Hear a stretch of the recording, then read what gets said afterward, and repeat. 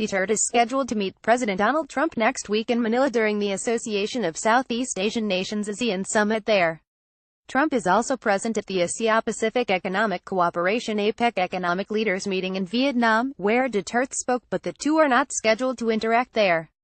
In addition to his speech, the president of the Philippines threatened to ban 2 American congressmen from the Philippines for suggesting his support for extrajudicial killings may have led to human rights violations.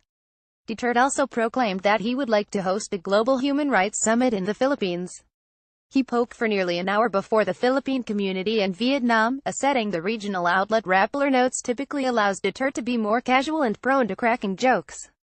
It remains unclear whether Duterte's remarks on homicide were in jest. During part of the speech, which he delivered in mixed English and Filipino, the Philippine president suggested that he was not afraid of going to prison, jail. Geez. When I was a teenager, I was in and out of jail. One fight there, another here. At the age of 16, I killed someone. A person, really, he alleged. He then added that, if he was comfortable killing as a teenager, even more so as president, you fuck with my countrymen, I won't let you off the hook.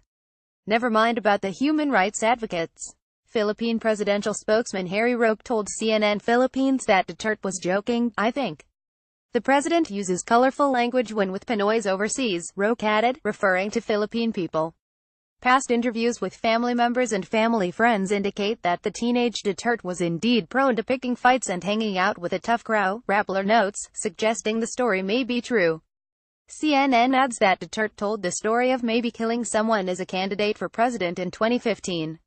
In addition to proclaiming that he had killed someone personally, Duterte went on a racializing tirade against both white and black people. These white people, those from EU, the ignorant Americans, pretending to be this Obama. You are so black and arrogant. He reprimanded me. Why do you reprimand me? I'm the president of a country, Duterte protested, referring to the former American president and human rights advocates in the West.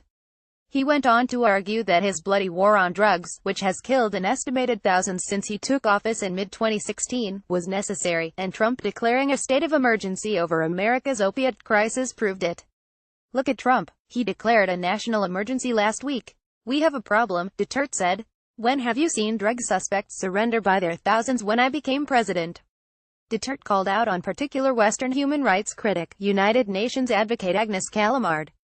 Callamard had protested that Duterte created a climate of fear and insecurity, feeding impunity, and undermining the constitutional fabrics of the country. If you investigate me, I will slap you, he claimed. He responded to her protests. I will slap her in front of you. Why? Because you are insulting me. In an interview on Thursday, Duterte told reporters that he would want to host a world summit on human rights.